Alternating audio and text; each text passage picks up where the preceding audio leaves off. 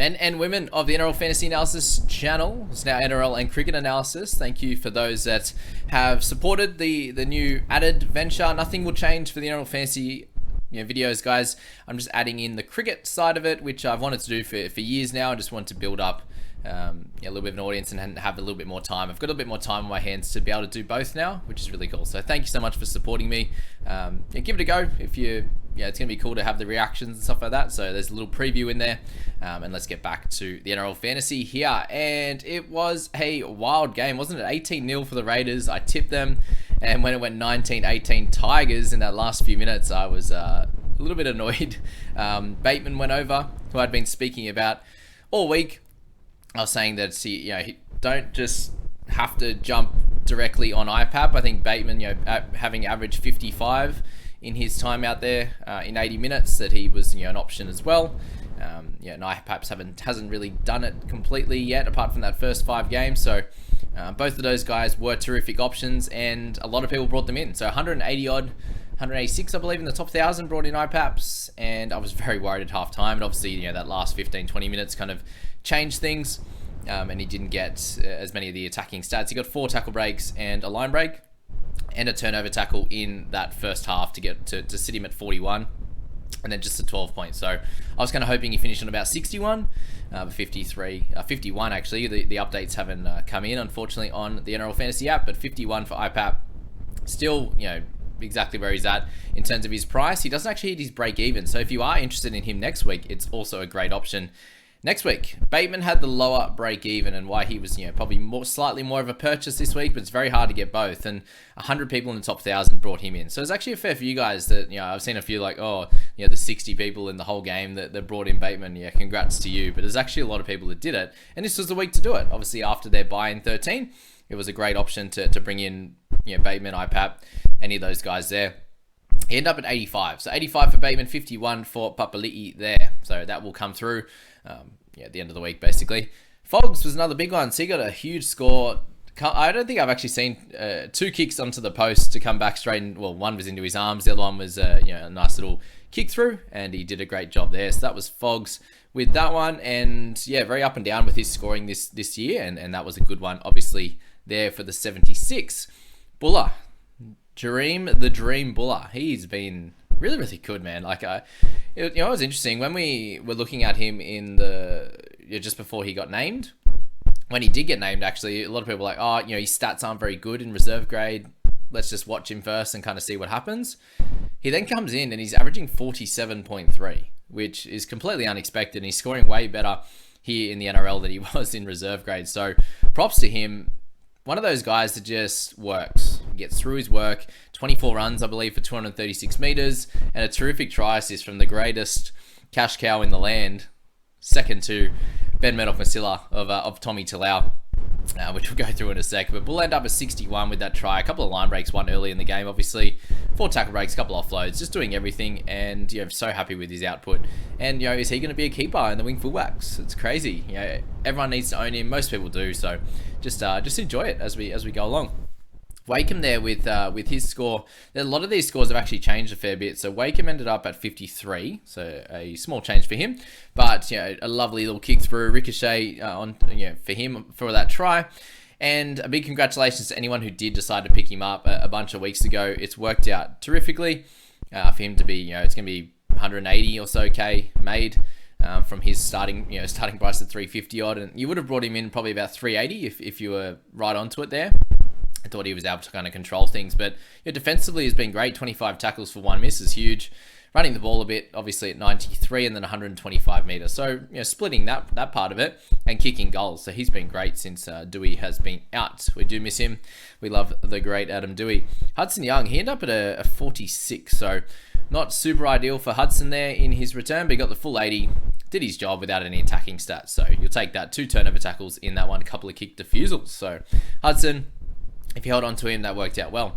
Stafford Toa, he ended up at 43, guys. Still had the 7 tackle breaks, but he is so strong. I can't believe how incredibly strong Stafford is, and it's really on show the last bunch of weeks. So at 43 there, he does make a decent amount of cash again after his massive score, but one of those guys that's probably going to hover, probably get up to about 600 and something, similar to that of like, Matty Tomoko, who obviously had a solid game as well in this one. But they're probably going to sit around that 600 or so and just be one of those up and down scorers in the centres. But he obviously has the duel with the wing fullback as well. So if you did bring him in, the 43, you're happy with, you would have been much happy with the 49, but it is what it is on that one. Jamal Fogarty actually went up to 81, just putting that out there. Joe Tapine, 51 he went up to. So 73 minutes for him. I can't believe, I was like, oh, yeah, Tups has gone off. Will he come back on? And, within 7 minutes, he was back on the park. So number 13 was running around. He was trying to shot people a bunch of times there. So 6 missed tackles was his only sort of issue in that second stint. He was sitting at sort of 45 before he came back on. So, that last 10 or 15 minutes didn't really help him out too much. But just the one tackle break, no offloads, and one turnover tackle with a penalty and an inside 10. It was an average game for him with the minutes that was provided. So, again, that finish to the game, when he came on at that end bit, other days he would just get his sort of 10 or 15 in base, get the odd offload, but this wasn't that type of game. They hardly had the ball. He just got missed tackles with the Tigers on the comeback. So, 51 for him, much better. Yeah, nothing ideal. Same to that of Corey Horsburgh. So 46 for him. Obviously, the massive score last week. Same as Tapine. You can kind of average them two out, and they're sitting in the 60s across those two games, but still the 46 for him. Not exactly what we're looking for, and the second row experiment for Horsburgh just didn't really net much for him. 54 meters run.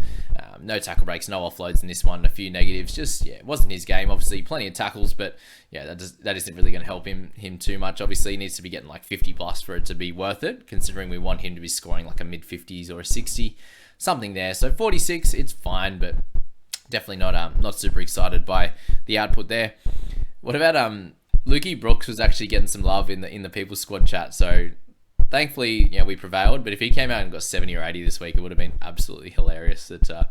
That's how it ended up, and we actually brought Lukey Brooks into the People's Squad. But yeah, didn't happen, and that's that. Matty Tomoko, 47 for him, so much better output in this one. 124 meters, 4 tackle breaks, and offload. 4 missed tackles, still not great.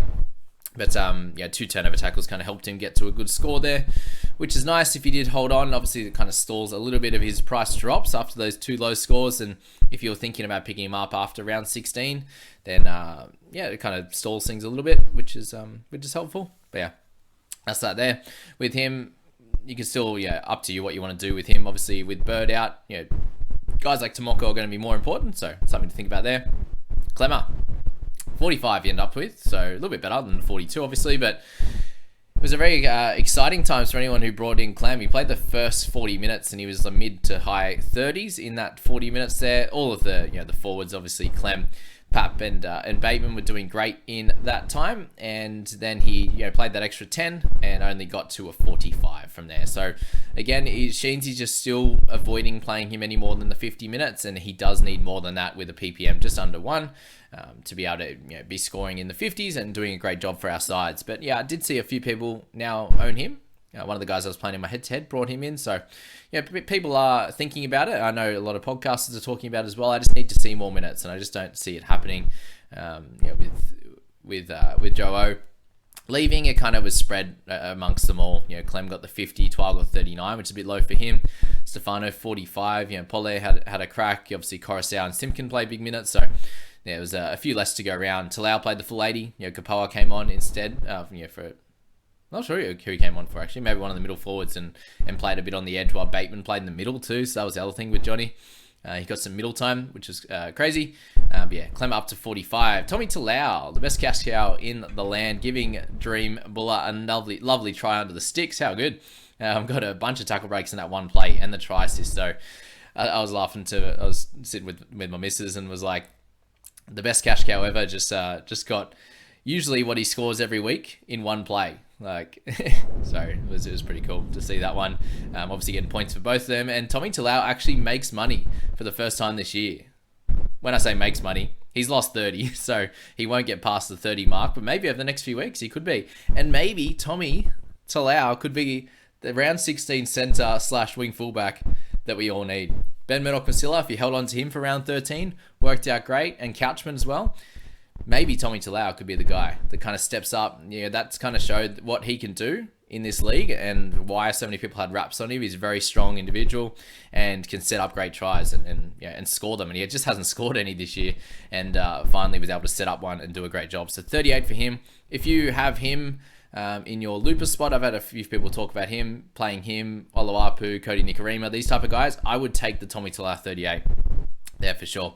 Coruscant backed up, played pretty well, in that last bit especially, kind of helped them out. Josh Papali'i, if anyone was looking at him, didn't work out too great in that stint, end up with the 34 like it says there. 50 minutes, but 7 missed tackles, not great at all. And then, Wolford, it looks like he'll probably spend a week or two on the sidelines with his lifting tackle. Thankfully, there was no injury to it on Bateman, but I definitely think that it was very dangerous, and they're trying to stamp out that lifting the leg in that scenario there, and they'll come down hard on that one, I think.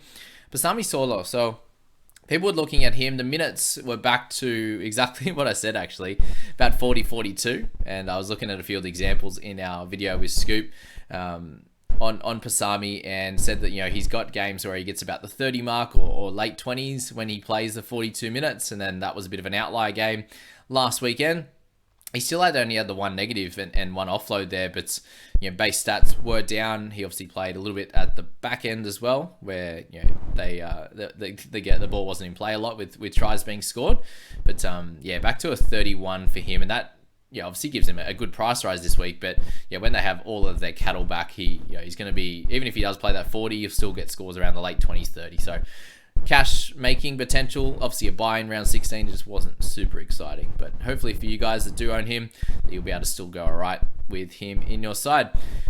Jackie White in 21, a little bit of a low one there. Mariota as well, people looking at him a little bit, but not super exciting. Starling got the sin bin. Unfortunately, he was the one to cop it when they had just had too many penalties, unfortunately. Actually, Simpkin only played the 23. I thought he was on. Maybe when I looked, it was like he was still on at 23 and doing all right, and that was it. Then we got Harley Smith-Shields there with 7 in the 75 minutes. So, not a fun one. 5 missed tackles, 2 errors, 2 inside 10 meters for a fullback. Not ideal at all. So, that's that video, guys. That's a big thank you to all of you that wanted to watch that cricket video. It's doing great, upwards around a couple hundred views at this point. So back on the grind, getting the viewership up and bring in some more of an audience. But big thanks to all of you guys for following me for all these years now, and would love to expand and try and do this kind of make videos as much as I can during my day, because I absolutely love it. So thank you again, and we'll catch you.